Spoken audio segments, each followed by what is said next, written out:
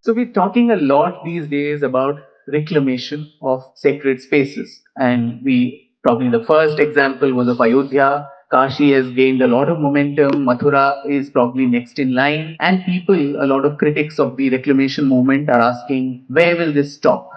How far will you go? There are various numbers floating around. I think Dr. Sitaram Goelji had documented about 1,826 or so documented cases of encroachment like this.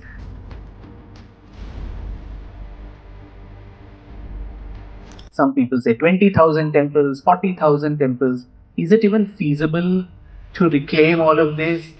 Where do we draw a line between so called social harmony and reclamation? And as a spiritual master of our times, who inspires millions all over the world, what would be your prescription for this very, very vexed question that we face today as a society? See, as I said, this liberality with zeros, there's a little bit of a problem on that one. But who am I to say that only a large temple or a well-known place like Kashi or Mathura should be reclaimed? Somebody else's small temple, which was their Kula Devata or something, has been taken and they want it back and they don't have to get it back. It's not for me to say that, because their emotion for their little temple is as much as mine may be about Kashi. So it's not for me to say whether they should get it back or not, because we've already said this, and also within the framework of the constitution, what was taken from you, see, tomorrow morning, what do you drive? Zen? Zen, okay.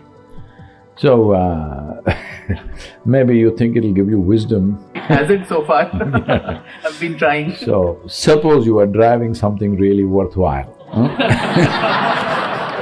and I stole it from you and I parked it in my garage. Then after 15 days you realized I have stolen it and you came and you took the car from my garage. I can put you in prison. This is a constitution. Because you are driving a Zen, you are safe. No one's going to take it from me. 20 years ago somebody would have taken, not now. So somebody has taken the temple forcefully in a most ugly way, but you can't go and do the same thing today. You can only go through legal recourse. I think that's good for the country, that's good for us, and it's good for everybody concerned. But wherever you have abundant proof that it's been forcefully taken, if the people who in some way connected to the temple want it back, they should have it back, if there is abundant proof and it can pass the legal scrutiny. But if we go like this, whatever you said, 1,800 something, is it correct? Something like that. If you go like this, it will take another 5 centuries by the time our arguments are over.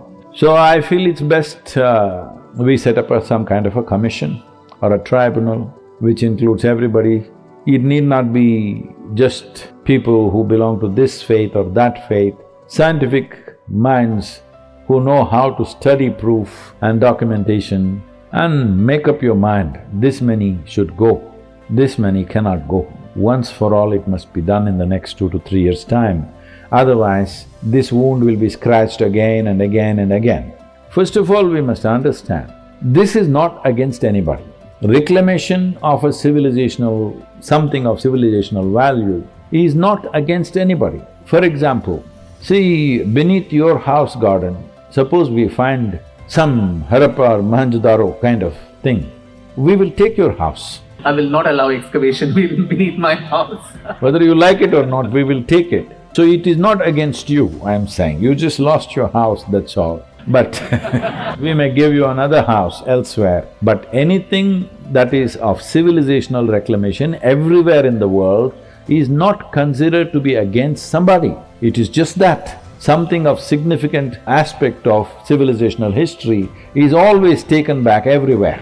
For example, in United States of America, though the Native Americans have largely disappeared or made to disappear, even today their monuments are not some glorious structures like ours, but they were glorious for them, they just made mud mounds. They have recorded that even in the early stages of Ayodhya, post-47 I'm talking about, the Muslim community was ready to hand it over. It didn't mean much to them because it was not a great mosque for them. But they knew it is Janmastan, it was Masjid-e Janmastan, it was called. So everybody knew it is on Ram's Janmastan. They were willing to hand it over. It was certain crooked political agents. These political agents forced the communities to believe that is not the way to go about it. Let us fight no matter what.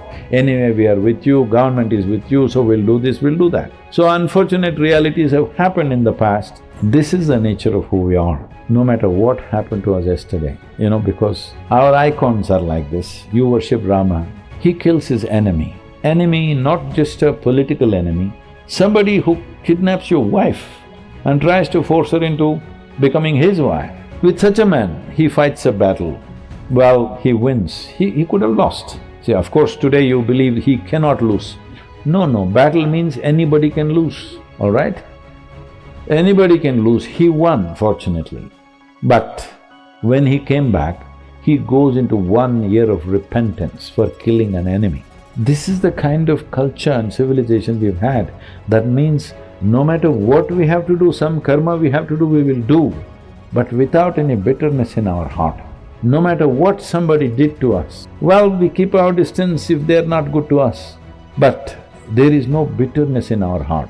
So even now about these temples, I want to make it clear, in most people's hearts, these Jain father and son, fantastic people, what? Hari Shankar Jain, Vishnu Shankar. Hari Shankar Jain and Vishnu Shankar Jain, look at their faces, they have no bitterness in their heart. They just want to see what is justice is done. There is no bitterness, there is no fight.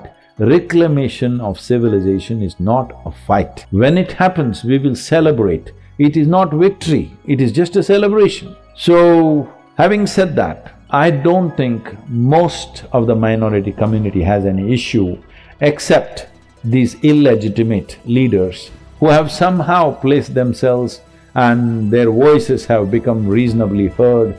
They're confusing the people all the time and getting the community into trouble all the time. They've not brought any well-being. In terms of education, in terms of economics, in terms of holding positions in the country, in everything, this community has been deprived because of these leaders. Otherwise, they would have done well like everybody else. They are not disadvantaged in any way. By law, they are not disadvantaged. Why are they not doing as well? Mainly because of these illegitimate leaders.